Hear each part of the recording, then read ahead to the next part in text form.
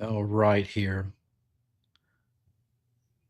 It's been a while since I have done a live stream, so bear with me. I'm not in the best, uh, quite frankly, to be honest, I'm not in the best of moods today. I didn't sleep so well last night. I kind of lost my primary job yesterday, and I'm not going to get into any of that here on air, but um, it's just been kind of a crazy last couple of weeks for me.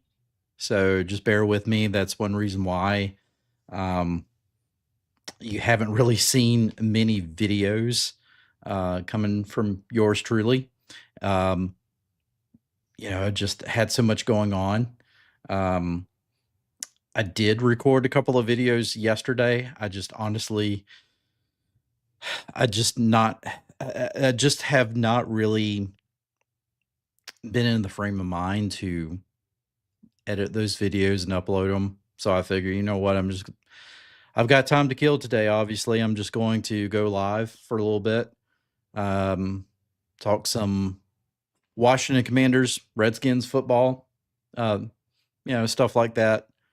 Just kind of, you know, trying to get back into the swing of things. I will say the channel kind of, took off like a house on fire the last few weeks. I appreciate that.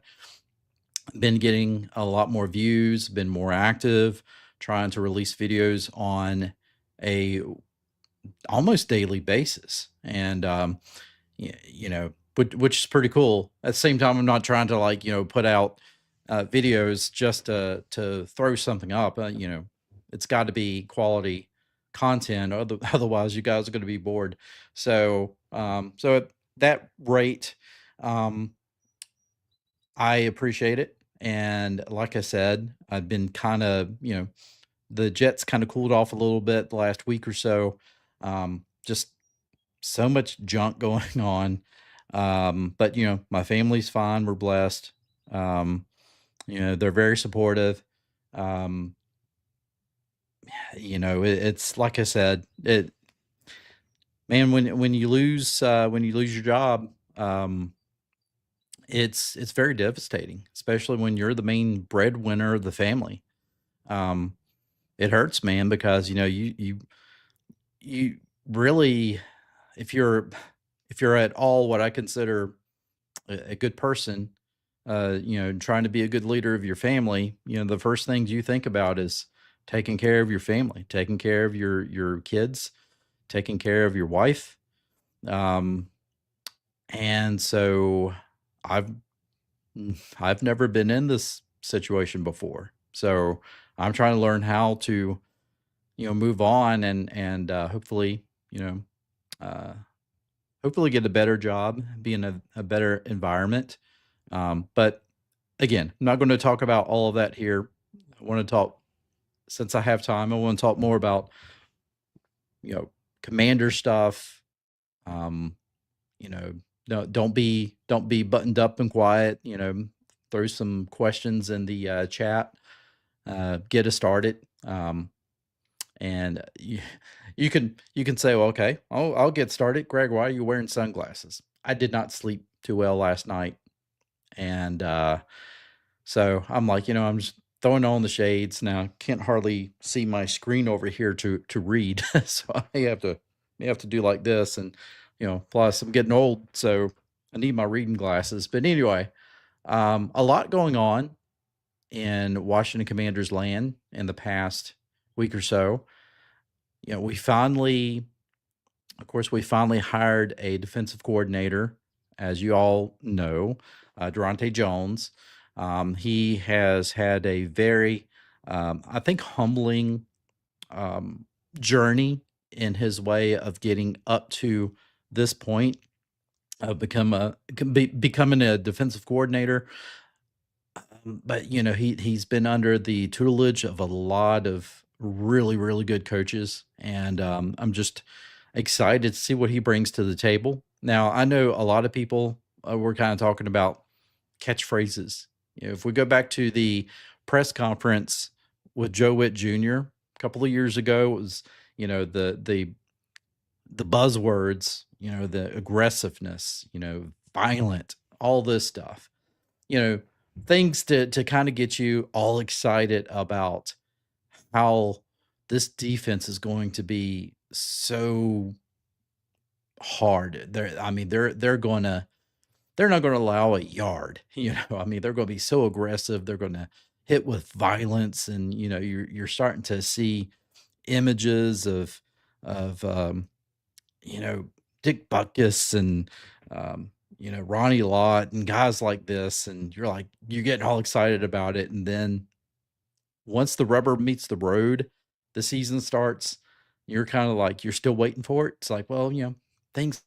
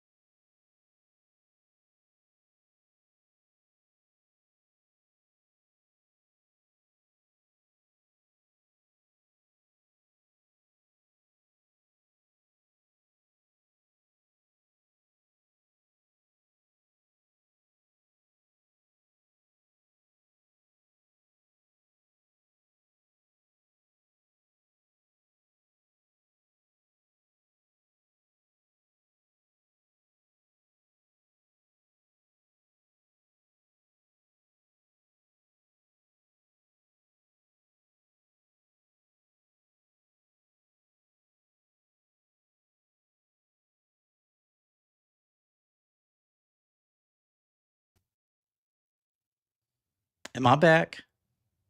Am I still live? I am so sorry about this. It really feels like God, I'm having so much bad luck here lately. I think I'm back. I'm sorry, guys. I don't know what happened with StreamYard. Um, I'm upstairs. I do have an access point up here, but I'm not like hardwired in, so that may be part of it. So I apologize. Anyway, what were we saying? We were talking about Durante Jones, and we were talking about the whole thing of. Well, I think we were also talking about Joe Witt Jr. and the buzz phrases, the buzzwords and the catchphrases, and then when the rubber meets the road, you don't really see any of that stuff. They throw that stuff in to get you excited.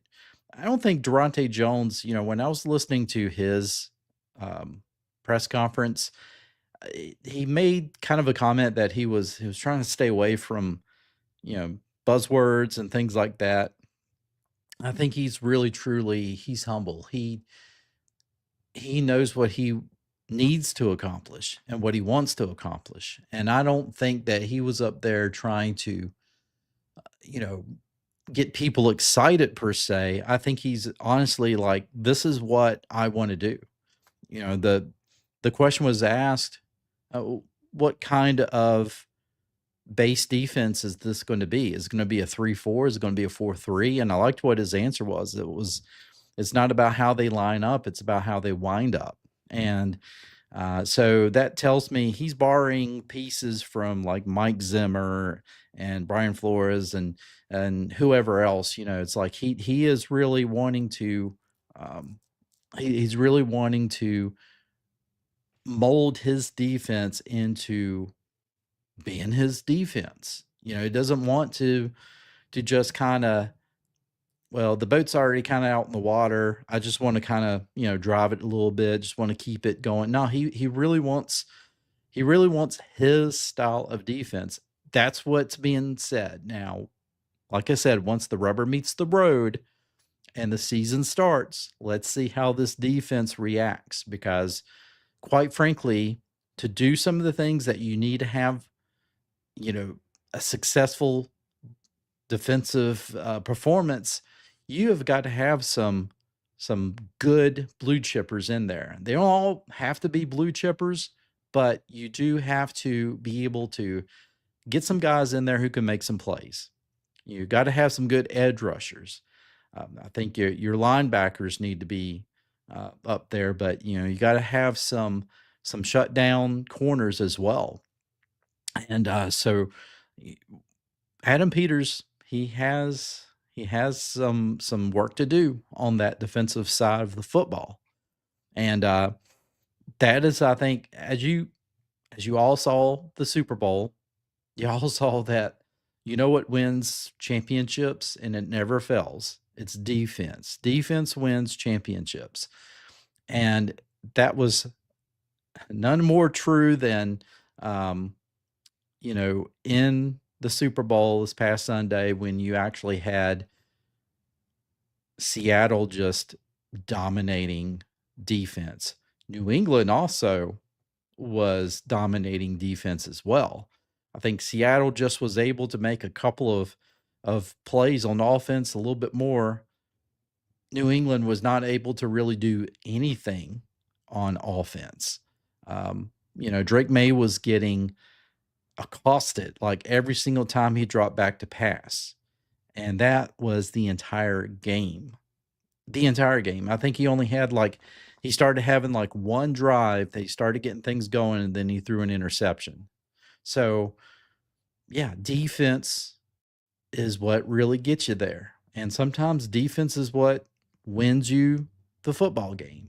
And so I really feel that for the Washington Commanders, what they really need to do is they really need to be able to, you know, they really need to go after it. They need to get some talent, some top talent there to just come in and if Durante Jones has a certain style of offense or defense that he's putting together, you got to have the players to do it. Now, I know that there's a lot of people who really, they love the fact that Bobby Wagner won Walter Payton NFL Man of the Year. I think that's awesome. He's a great guy. And I think that he can still make some plays for you. But I think he's also starting to become a little bit more of a liability within that defense, especially in the space. And so I think you really start to have to look at your younger guys like McGee. Maybe he's the one who starts and you start to scale back Bobby Wagner a little bit more if you're bringing Bobby Wagner back. But I think honestly, Adam Peters is going to have to look outside of what was on the roster in 2025, and he's going to have to really see who's available. Now, um, the Raider star going to be out of the question probably. Max Crosby, I mean, I would love to have him, but it's going to cost so much to bring him in. I'm just not just talking about in terms of dollars and cents, but I'm talking more in terms of draft picks. And quite frankly, I think Washington is not in the line, or I don't think that they are in a position to where they need to start looking at um, giving up draft picks to bring in players.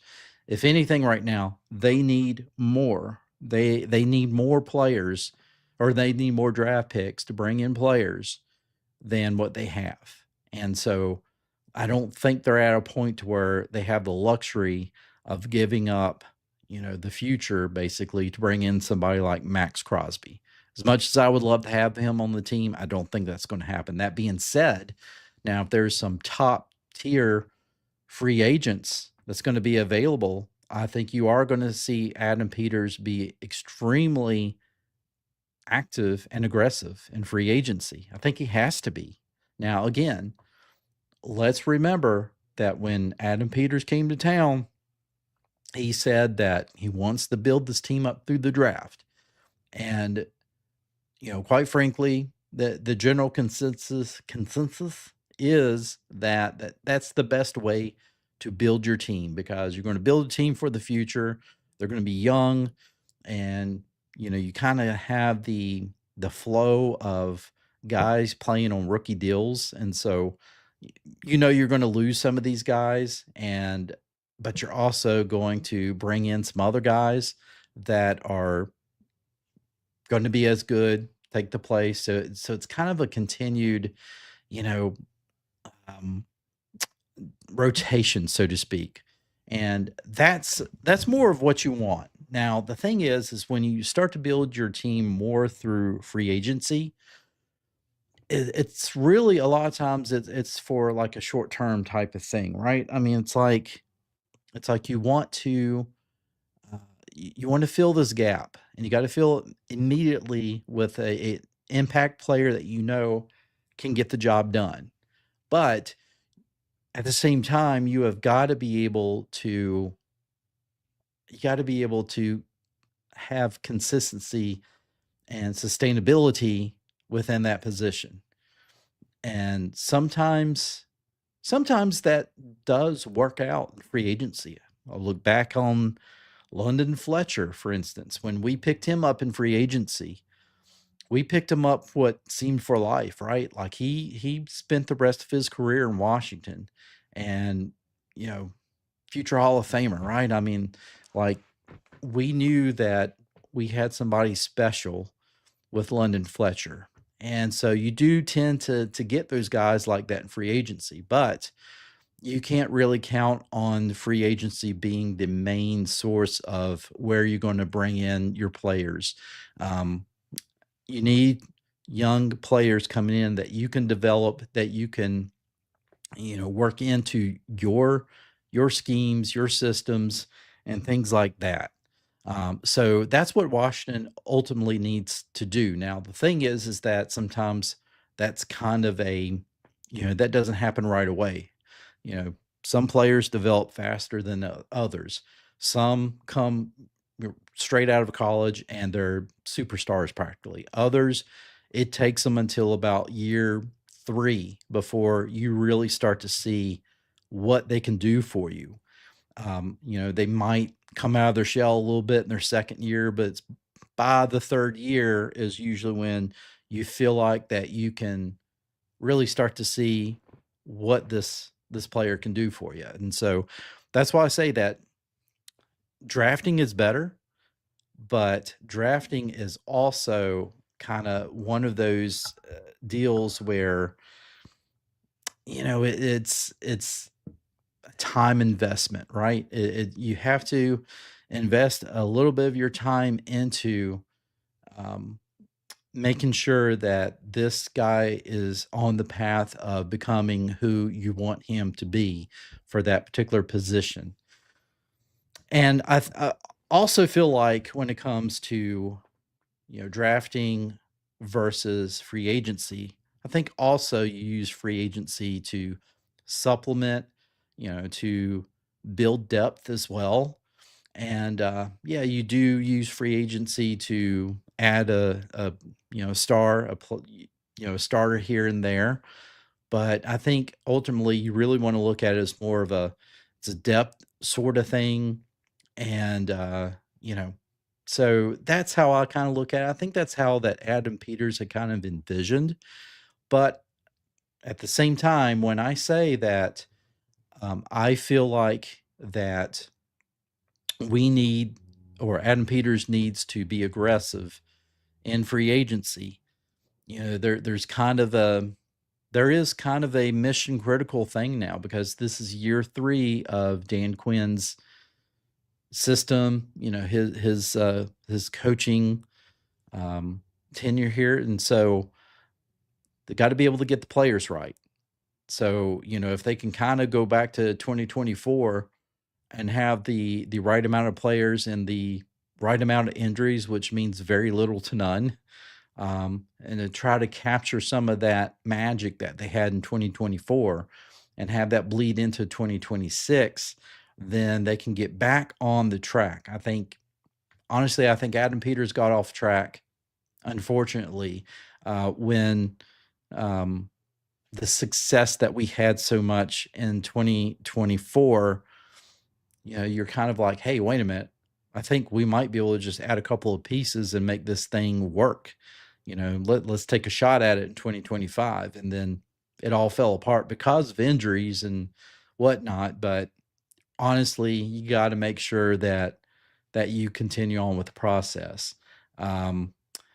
Big Brock 46, he's the one that's being very vocal. I appreciate you, man. Hopefully, we can draft more defensive players. I think that's really what we're keying in on is defensive players. Now, I do think we need to add another dangerous wide receiver to the mix, but I think honestly, I think the draft is going to be heavy on defense. I really think it does. I continue to say we missed on uh, Emmanuel Wari last season and drafted Carnley. But here's the thing though. Carnley really developed really well as the season progressed. He got better, and I think toward the end of the season, you really start to see the benefit of why we drafted Carnley Jr. So I think that we're okay with that.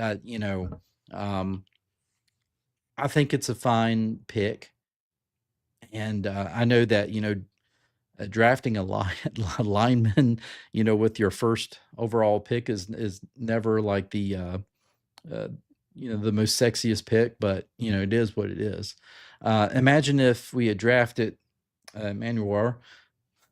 Sorry, my pronunciation of names is horrible. Last draft, we could have Caleb Downs fall right into our hands. We could be building a strong defense.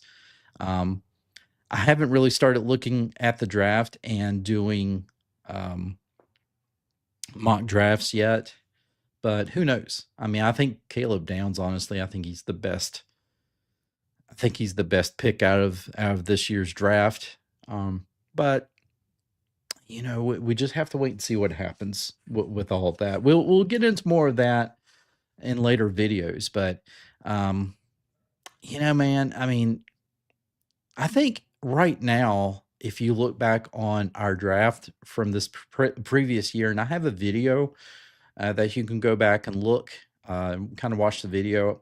We kind of covered a way too early grading of the 2025 draft. And so far, it really hasn't been a bad draft for Adam Peters. I actually thought he did pretty well. I think I wind up doing, because try to be a glass half full type of guy. I think I gave it like a B minus score. But that's again, it's way too early. I think you need to wait until about another year or two past that draft. Maybe in 2028, you kind of go back and you start to look at the 2025 draft, and at that point, you can kind of see whether if it was a good draft or not. But I thought it was okay. I really thought it was okay. Switching to offense though. All right, so we got David Blau, who's our offensive coordinator. And there were some things that I really enjoyed what he said in his press conference. The biggest thing was he wants to put Jaden Daniels under center a lot more than obviously what happened last year. And he wants to build his offense around Jaden Daniels. Now, you've heard that quite a bit, right? I mean, not just from David Blau, but in general, you hear offensive coordinators. Typically, they'll say that I want to be able to build my team around or build my offense around the quarterback. I mean, that's kind of obvious, but that doesn't always seem to make it to the field, right? I mean, we heard the same thing from um, we heard the same thing from Cliff Kingsbury. I want to bring out the best in Jaden Daniels. Sometimes these offensive coordinators don't really provide they don't really provide that, or they don't really are successful, I think, getting or understanding what is the best out of those quarterbacks. I think after a while, there becomes a little bit of an ego thing to where, you know, this is my this is my system. It works. I know it works. You just have to kind of compromise yourself a little bit too. You're going to have to kind of work your way into it. And it did work. I mean, that first season, I mean, the offense was clicking, and I loved the no huddle thing. And I think Cliff Kingsbury did a lot of good things, but I think it also works when you don't have a lot of injuries. And you know, again, and that's probably true for any system. If you have a lot of injuries, eventually you get down to the third, fourth string. You bring in guys off the street, it's not going to work for you, man. So I think that coming in with David Blau and he's talking about lining up under center more. I like that, especially in short yardage situations, 4th and 1, whatever. You need to be able to run the football. Well, if it's a quarterback sneak, well, if it's handing off to running back, or if it's some sort of play action pass that you're able to kind of roll out and scramble out to one side or the other, get it to the tight end who's hopefully wide open there in the um, flats there. I mean, you really want to be able to, I think, match the situation. And sometimes it's like I just was like, we're 4th and 1. Why is the offense out there with Jaden Daniels in the pistol, or he's in the shotgun, and of course, the running back is way back there with him as well. It seems like there's a lot of yards to kind of catch up on if they're going to make. I know you think 1 yard, you just need 1 yard, but then why are you lining up so many yards in the backfield? I understand momentum and all that, but I think when it comes down to it, if you've built a pretty decent offensive line who can get a push, to me, it's better you line up under center. And so I thought sometimes situational football really escaped um, Cliff Kingsbury this past year. And so being able to have Jaden Daniels lined up under center, I really do think it's going to bring out better play in Jaden Daniels. And it's not saying he's never going to be in the pistol or the shotgun. We know there's going to be plenty of plays like that. But having him in, lined up under center is just going to, I think, open things up even more. And you're starting to see that a whole lot more in offenses around the league, and it works. There's a reason why you saw this a lot, especially like me, growing up in the 80s. Um, Generally, with the Redskins, they lined up under center. There were very few times you saw Joe Theismann in shotgun, and it almost never really worked. It was more of a, Theismann's under center, you're running the football and that sort of thing. I do agree with Big Brock here as far as we need more running backs for that particular style. Yes, I think you need some big guys. It seems like in the past you had guys like oh shoot, well, of course you had John Riggins, but you had like fullbacks, right? Um, a Jerome Bettis type of guy. And it seems like those guys have kind of went extinct, right? I mean, they used to be an integral part of the offense, and then things just, you know, altered and developed into what seemed to be more of a quarterback centered offense, that guys like that were really kind of became dinosaurs. But I would like to see more of that, but I still want to see some bruisers. I want to see some guys who just, you hand the ball off to them, they're running straight up. Was it north and south? Um, they're going straight into the offensive line, getting, finding the hole, a little crease just to get through there to make the first down. Just some good old fashioned NFC East ground and pound. That's what I love to see. That's what I would love to see. Brock says, I don't know, man. Cooper Deshaun won a Super Bowl. We passed on him. Now, of course, his favorite guy wins a Super Bowl after we pass on him. I understand what you're saying, but I'm not changing my mind about it. No, I ain't trying to change anybody's mind, because I think we all have some good points. I'm just thinking I'm just thinking that um, I I'm a little old school when it comes to offense and defense, and I feel like sometimes, especially on offense, I just feel that when you need to pick up those small yards, then sometimes you just need to throw in that jumbo package, get the biggest back you have, and let's just you know, sometimes he just has to fall forward to get the first down, right? And so, for me, it's about continued picking up the first down, methodically moving down the field, eating up the time on the clock. Now, I realize that may lead to lower scoring games, but I want to see more wins. In the end, that's what we all want to see, more wins, right? Um, so yeah, I mean, David Blau said some good things. And also, of course, um, there was a little bit of news about Wes Welker. He's coming back and he's going to help more on um, the offense. He's going to help out with the receivers. He's not the receivers position coach, though. He's going to be kind of assistant with that. So I think they really saw something with Wes Welker that they want to continue to have him on the team.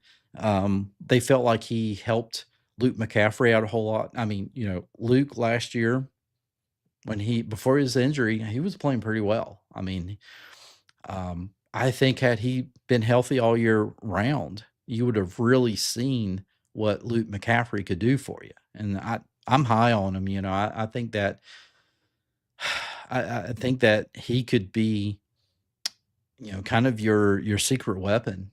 And so I know a lot of people kind of crapped on him before the season, and I hated that because I was like, he just had 1 year. Give him a chance. You know, a lot of people crapped on him, and then it was like, we need to put all of our marbles into Jalen Lane. And I love Jalen Lane, but, you know, he didn't exactly light it up in his rookie season either, except for, of course, that nice punt return. And that was beautiful. But I think there's room for both of those guys, right? So, but I will say, I think we do need another home run hitter type of wide receiver. Brandon Ayuk, no, I personally don't want him. I know there's some fans who do, but I'm like, hey, where is he right now? Is he on the Epstein Island or something? I mean, he disappeared. 49ers don't know what happened to him. So I don't know if you bring him in, especially after he's shredded his knee. Uh, I would still rather bring somebody in if you can get that guy through the draft, develop him, and maybe somebody like Jalen Lane turns into that. Um, that's what I would rather see.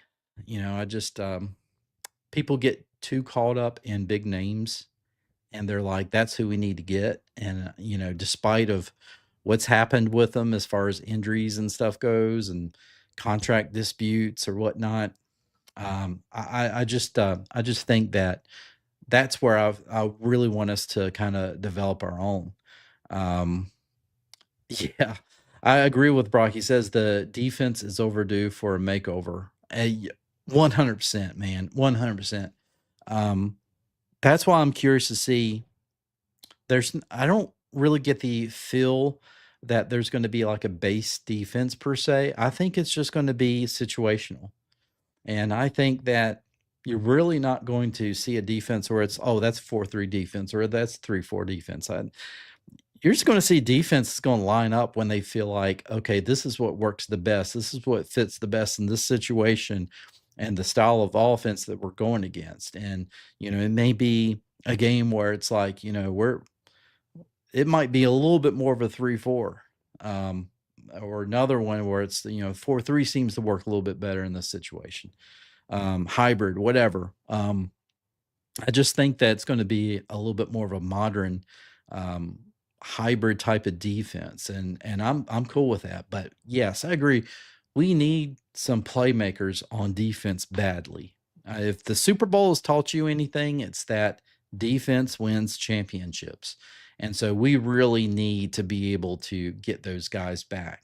Um, Now, I hope that some of the guys that we got last year that were playing pretty well, Trey Amos being one of those guys, hope Amos is able to rebound back from his injury because I thought he played pretty decently.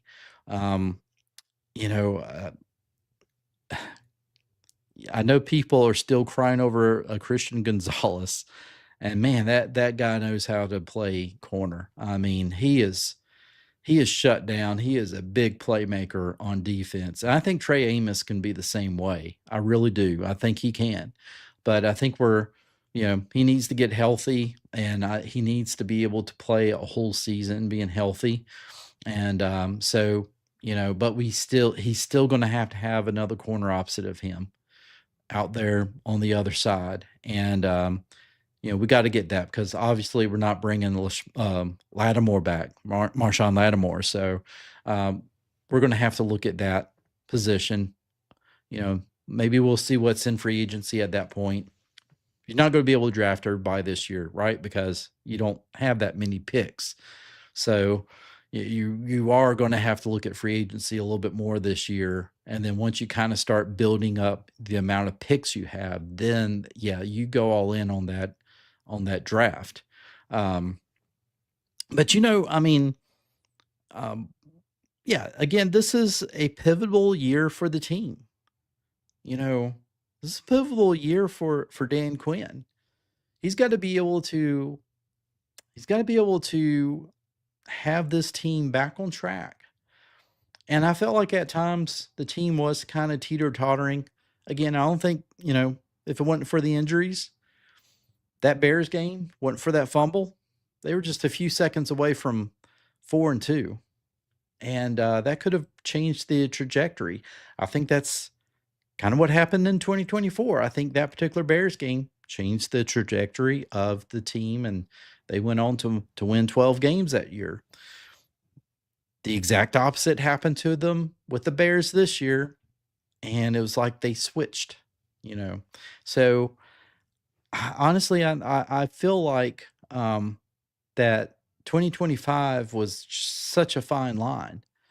And I think I had said this in one of my recorded videos that just didn't get out just yet was I felt like I'm losing my train of thought here. I feel like that things were such a fine line between being successful and not, but we knew that it was probably not going to be as many games won in 2025 as it was in 24. Because obviously it was a tougher schedule. Um, you know, some tougher teams, some playoff teams you played with.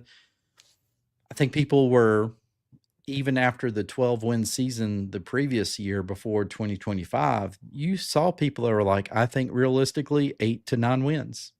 There are people saying 10 wins, but that seemed like that was a little bit more of a realistic um, vision of what 2025 was going to be. And I think they could have gotten there. Certainly they lost some games they should have won. And but they also lost some games that they lost big. And you know, I mean, lost big against Minnesota. Got shut out in Minnesota. Lost big against Seattle, which of course went on to win the Super Bowl. So, they had some games where they lost big time. They were completely outmatched. But they also had some games that they could have won, and possibly again, having not had so many injuries, who knows? Maybe a couple of more games they could have picked up. But it's water under the bridge now. We're turning our attentions more to 2026. Um, you know, I kind of want to touch on this, kind of switching away from X's and O's for a bit, and kind of talking about the vision of the rebranding again, the soft reboot, I guess we would probably say, for the rebranding. And it's kind of officially or what do you call it? Officially, how did I put it the other day? It's officially official that the primary uniforms are going to be those Super Bowl 1980s Super Bowl uniforms, the Redskins uniforms, the white jerseys on the burgundy pants with the stripes. The stripes are back on the helmet. Um, it's everything from the 1980s except for, of course, the chief on the side.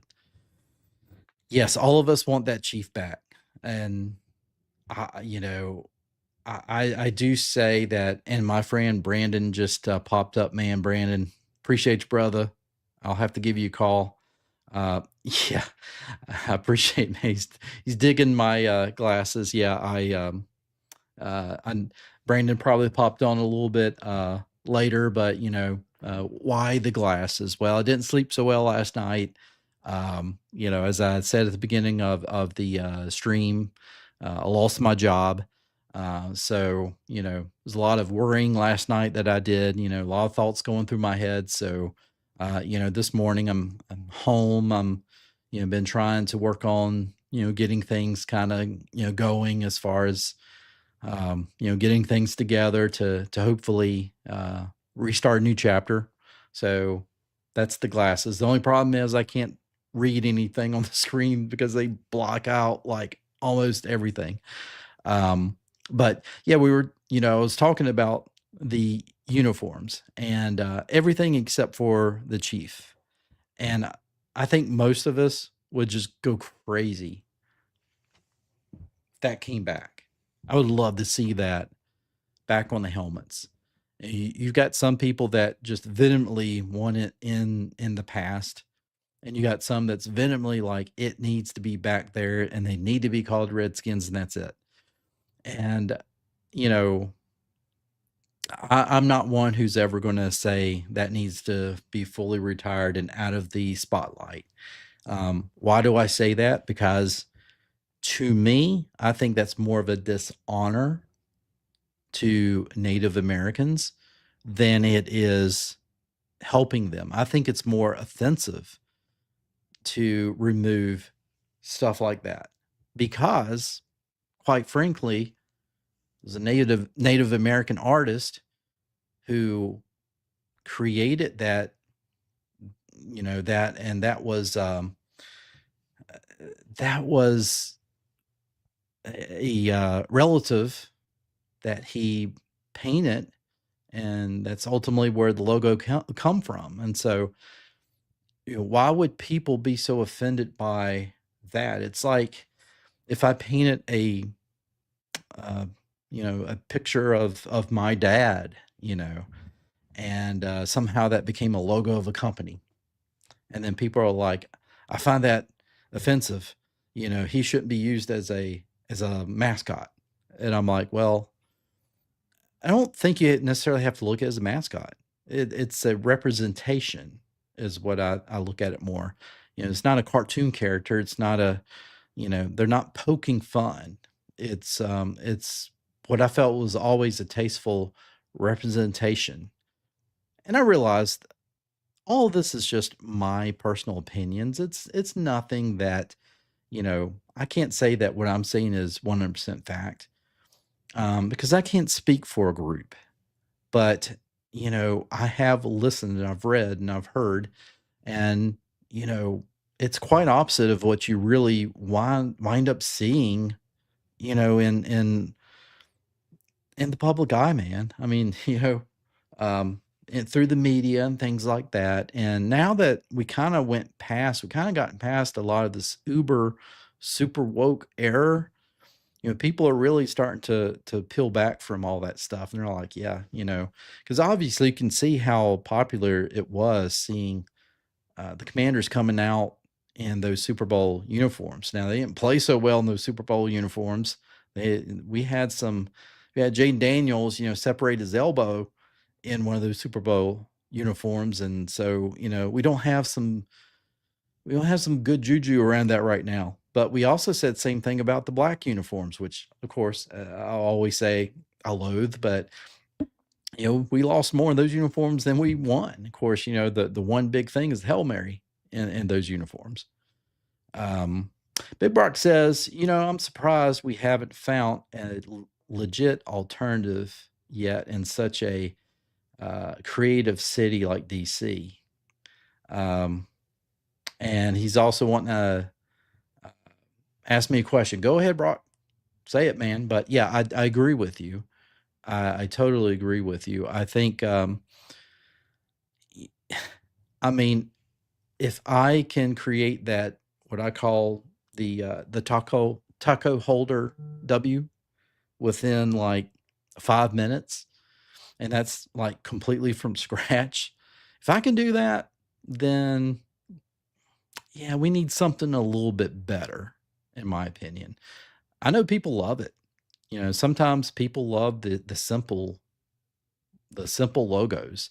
Um, Organizations tend to really love those simple logos a lot because sometimes simple logos speak louder and really get the point across more than what a very elaborate, intricate type of logo is. But you know still, I think we have, all of us fans have been so used to like the Chief Two Guns logo for all of these years. It's kind of hard to go to like this. And so looking at the possibility of the spear coming back, and I fully support that. If it's kind of almost a hybrid of what the Redskins look like before the Lombardi, where it was the burgundy helmet with the spear, and then combining that with the 1980s Redskins look of the primary white uniforms and so forth, the stripes on the helmet. I think that could work. I would have to see it to really, get a good feel of it. But Brock asks, what doesn't match with the 24 karat gold? And don't the Cowboys wear silver? Um, so what doesn't match with the 24 karat gold? Um, so are you talking about, I'm assuming like more of like a San Francisco 49ers type of gold, um, or a little bit more shinier version of the gold. I know when we had our throwbacks like 20 years ago, 20 plus years ago, um, there was more of what you kind of consider gold pants. It was almost kind of the color of Tampa Bay's pants when they first changed their uniforms years ago from the creamsicle stuff. Um, so it kind of was that, like Notre Dame, plain Jane helmet. Um, are you talking about more of the helmet, I guess? Um, so a 24 karat gold helmet. I would like to see it. I know what you're talking about now. I see the vision. I think that would be really good as an alternate. Um, I'll be totally upfront and say that, I am a little bit of a traditionalist. Maybe other people say stuck in the mud, but I tend to, um, like the burgundy helmets. It's just kind of my thing. I really like that. But I would say, yeah, I mean, if it was like a alternate and you had something like that with the right color scheme of the uniforms, I, I wouldn't mind it at all. I think it would look pretty cool. I mean, heck, you have a lot of the other teams out there who have alternate colored helmets and things like that. And I don't see why Washington couldn't do the same thing. You know, let's try it. I mean, again, you go back to the days of Lombardi when he was here. He changed it to the yellow helmet with the R and the R and the feather in the circle, all that stuff. Of course, you probably would guess that he was kind of trying to turn the Redskins into Washington's version of the Green Bay Packers that, of course, he was made known for. So that was more of a Lombardi thing. But at the same time, I'm not turned off to that idea as a alternate, as a primary. I I mean, again, I think I love what I love because I saw them win Super Bowls in it. And so it brings you back to that's my Redskins, right? That's what I've known. That's what I grew up with watching is these Redskins who had the chief on the helmet, stripes, and then, the stripes on the helmet and then the white jerseys more than anything else, the burgundy pants with the stripes, the white socks. So, that's what I grew up with. That's what I really enjoyed watching. And I've tried to embrace change, um, trying to let the uniforms that were, of course, revealed at the time of the rebranding. I tried to let those sink in. And honestly, other than the burgundy jerseys with the again, I call them yellow. I know they're supposed to be gold pants. That was a good look. Uh, I don't think it was a good look with the white pants. Um, but I just other than that, I mean, I hated the new white jerseys and I just loathed the black uniforms. I'm like, well, our primary colors are not black. They're burgundy and gold. And so and you could argue within why do you like white jerseys? Well, again, as I said, they won in those uniforms. I know they lost a lot in those uniforms during the Snyder era, but they also were Super Bowl champions in those uniforms. And so that's my stick of the whole thing.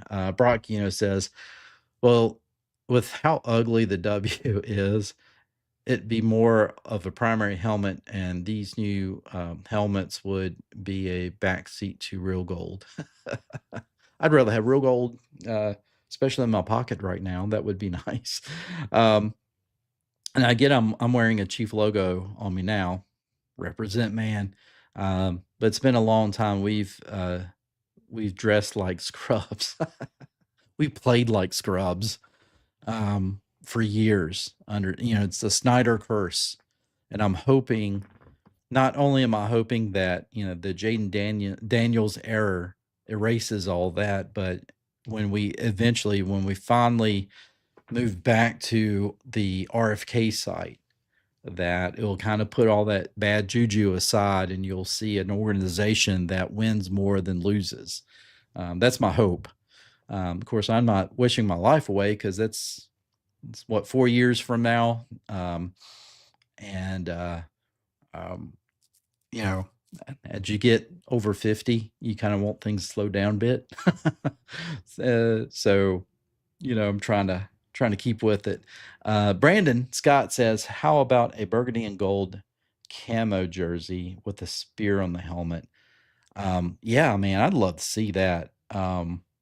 Because I think that we have tried to embrace the military, and that was part of, I think, the plan with the original rebrand a few years back. That I think that the branding coinciding with the military, yet we never really had like alternates with a camo type of feel. I could definitely see that. I would love to see some rendering of that. I know there's some guys out there in social media land who post their versions and renders of uniforms and things like that. So I wouldn't mind seeing that. I will say some of these renderings I've seen were a little ridiculous, but a lot of them were pretty good, and I wouldn't mind seeing that. Again, it honors the military, and that's something that Harris said, right? He said that he wants to be able to reach Native Americans, the Roman Greco history, our military, things like that. And so I think you can work all of that in. Honestly, do. Um, just overall, it's like I want I want to see them be successful in these new old primary jerseys and uniforms and whatnot. I think people will embrace it a little bit more. Um, and I just I think once they do that, they're like, okay, yeah, I know I can kind of start to see the magic and why some of us old farts want to kind of go back to that because it does remind you of the feeling you had watching this team, you know, compete for Super Bowls back in the 80s and early 90s. I mean, it was a special thing, you know. I mean, I never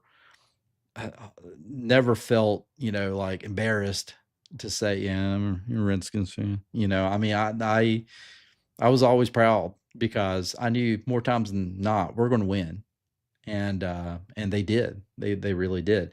Brock says, "I'd love to see it too. I definitely think we need more salute to service with our name commanders." Yeah, I agree with that. And it goes with the gold helmets. Brock loves those gold helmets, man. He loves it. He's like, man, I'm gonna die on this hill. I love it, man. Um, yeah. He also asked, do any of us remember the tan pants Redskins used to wear? Um, Again, I'm kind of, I think we're talking about a similar thing. The throwbacks that we had back about 20 years ago, I think it was around, it was actually around the Heath Schuler era. Ugh. Um, when we wore those as a throwback. I think it was for the 75th anniversary year, if I'm not mistaken. Um, and people loved them. You know, I think we also had a throwback back during RG3s, especially the first year. You know, when they did kind of the weird leather helmet looking thing. This was, you know, I people loved that too, and and of course, you know, later on the throwbacks with that. Oh, okay. I think now that I'm thinking about it, yeah, we have had throwbacks even through like um, the Kirk Cousins phase where, you know, it was just the chief on the side, no stripes on the helmet, but then you had like the tan pants, as you say. Um, yeah, I enjoyed that look. And that was reminiscent of, you know, a time before, honestly, before me. It's more in the sunny days, Sonny Jurgensen, and so yeah, I like that too, and I think we should kind of we should kind of look at that. Um, but yeah, I'm thinking about it more and more. I do kind of like the camo type of idea, and I don't know why we wouldn't be able to do that. Yeah, especially when you see these other teams having their like their ice cold jerseys or, you know, whatever it is, blackout jerseys. I know, uh, again, I think our all black uniforms was kind of supposed to be along those lines, but I don't know. I think in general, I think people kind of want something that's a little bit more on brand. And again, you know, the black uniforms just to me didn't really speak to, well, it didn't speak to me, but it was really kind of confusing because I'm like, what does this really have to do with the team, you know, and their identity? And I think that was the problem with this whole rebrand was that there really wasn't an identity with it. You know, we have been trying to establish an identity. And what do I mean by that?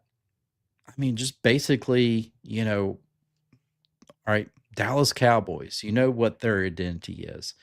Um, you know, I guess you could kind of say, well, what about like the LA Chargers? You know, what kind of identity they identify with a lightning bolt, you know.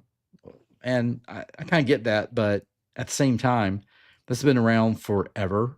And so I have some good examples and some bad examples to back up my idea on all of this. But I think overall, just really having you need an identity because this team had a strong identity tied to Native Americans for ever since their inception, that the commanders thing, it was like, okay, what type of commander are you talking about? Well, it can be about anything. And I'm like, I think we need to have it more niched down. They always talk about that with YouTube. It's like, if you're going to be successful, you got to niche down to something. You can't be too broad. And that's the way I kind of feel about that's the way I kind of feel about the identity of the commanders. Now, Brock says, dude, that's our identity. I'm serious. Gold helmets and a heavy emphasis on salute to service. It's really sad to watch them not do it. Um, yeah, I mean, I think they're I think they're really trying to push more toward the Roman Greco type of error, just because it can sort of open up the doors to eventually, when it's okay for them to move back into the Native American type of thing. And I'm not saying that's opening doors to have Redskins coming back. I'm just saying, um, the Roma Greco thing, especially with the spear, it's at least bringing back some familiar imagery from the past. And I think it's also trying to find something that will heal enough to where it's like, you're not alienating um, people who were all Redskins in the past. Um, and, you can, at the same time, you can kind of move on with the current brand. But I totally get it. Have it military, Roman. I mean, Roman soldiers. That was military as well. So um, I think you can. And again, I think that Harris sees that, and I think he is kind of thinking about that as well. Is that he wants to be able to appreciate and salute the military more in this brand, but he also wants to really, as you can see, he is really trying his best to bring history, the heritage back, and he realizes. And I think, honestly, I think if you were able to pull him aside, off the record, and there would be like no way that this would ever get out, beyond closed doors. I think he'd probably tell you that if he could, he would bring Redskins back. But he realizes business is business, and he's got to be a businessman as well, because he's got to be able to make money to be able to afford all the stuff that he wants to give to the team, the players, to the fans, stadiums and things like that. And so he's trying to find a way to make everybody happy, which I know you're never going to do, but at least he's doing something to try to bring the history into the modern brand, tie it all together to where everybody's happy, because you can't alienate everybody. You know, you do have younger, not all younger fans, but in general, you have some younger fans that are like, um, we want our own thing this time. So, let's just let history die. Let's just restart it. That's called an expansion team. Do you really want an expansion team? Because I've always said, if you want that, you can't have the Super Bowl trophies to go along with it that we have won.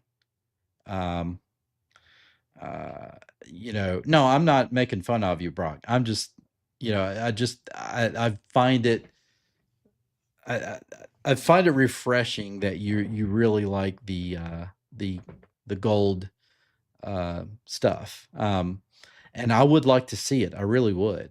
Um, you know, I, I I'm open to it. Just for me personally, I I love the burgundy helmets, but I also love the idea of having alternate helmets that are gold, camo, and stuff like that. But I don't necessarily want to see it as a primary.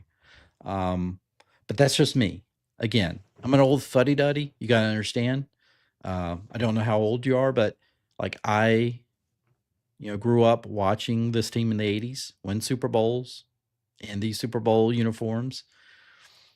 That's what I love to see, because there is like there is this you just don't really understand. I think there is this sense of being at home when you see that. Of course, when you see them winning, but it brings you back to a better time, so to speak, a more innocent time, but a time when that was just there's this feeling that I can't describe.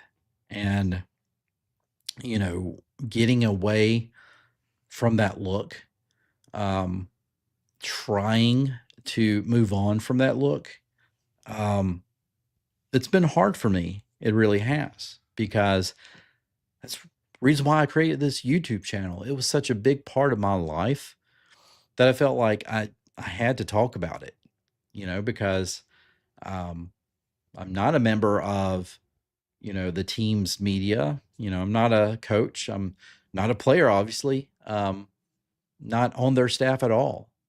But I feel like I need to be a part of them some way, and that's my way of doing it. And so again, some people will say you got to move on, man. I completely get it.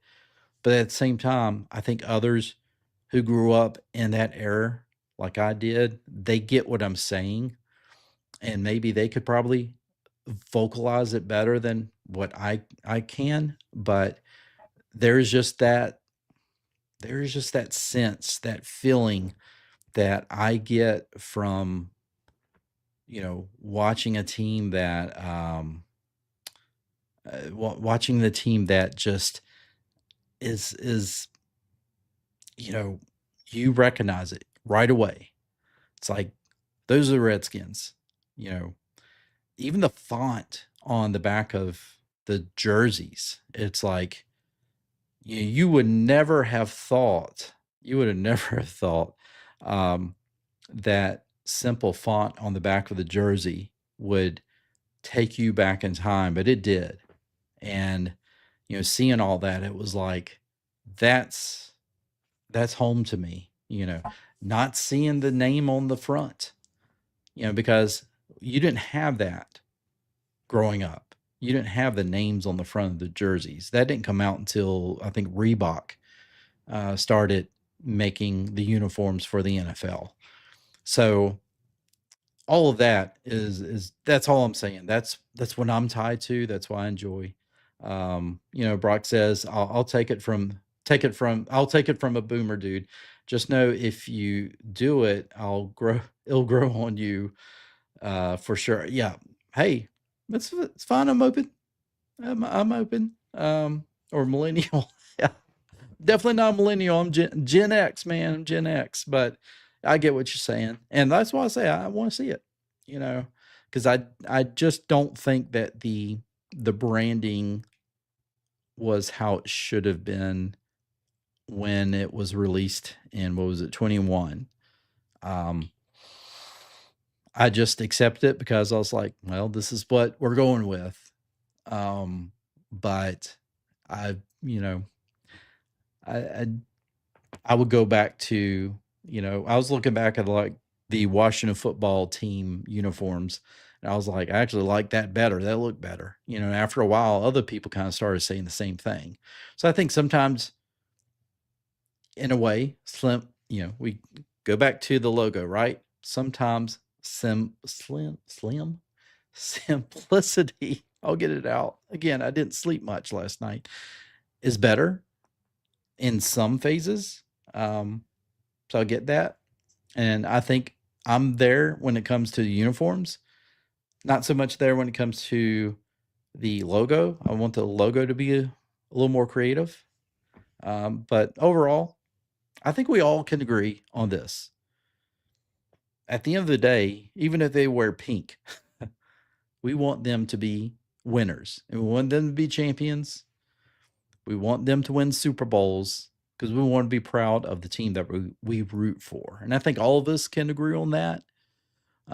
So honestly, man, I think that's kind of a good place to kind of end this live stream. We've been on for over an hour.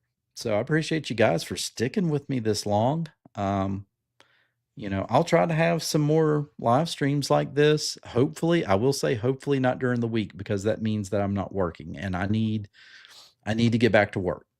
I've got to be able to protect my family and feed them and make sure that they're good. And honestly I feel like I can't, and so I'm kind of went through a devastating time and I'm still processing it. It's all fresh. It just happened yesterday. And so I'll tell you, getting on here and kind of talking about Washington football and getting my mind off of some of the bad stuff that my family and I have had to kind of endure. It's good therapy, man. So, you guys who have tuned in to watch, at least, going in and out for a little bit, I appreciate it. Um, appreciate all of you guys in general. I just, yeah, I just hope that, um, I can kind of move on with this. Probably won't be wearing the shades in every video unless you like it, man. If you think, hey, the shades fit, I'll do it, man. I mean, I'm not trying to be, you know, cool Joe slick or anything like that. It was just felt like I needed to. Too much I think too much worry and tiredness in my eyes that I just wanted you to focus more on us talking football. So, man, all of you guys, love you. Appreciate you all for tuning in. I didn't really monetize this stream at all. So, um, I just want to get on and talk. Yeah, it would be nice to have this monetized, but honestly, I didn't think about it. But two, I was like, this therapy, I just need to get on here and just talk. Um, and I haven't really said much since yesterday. So, um, so thank you guys. You guys have been great. And we're going to keep cranking out some videos on here. I'll probably still wind up releasing the 2 videos that I had recorded yesterday morning. I'll try to get those out. They'll kind of be a recap on what we talked about in the stream today. If you know, jumped on the stream and you kind of want to see a little bit more shortened version of what we were talking about, I'll get those videos out and so you guys can kind of enjoy those. And with that said, I mean, hey, hell to the Washington Commanders, Redskins, uh, and whatever uniforms that they come out in. Let's just want to see them win. That's what I just want to see. I mean, they can come out in duck uniforms for all I care. I want to see them win some football games. So that said, folks, I hope you enjoyed the stream, and I will see you in some videos coming up. So take care.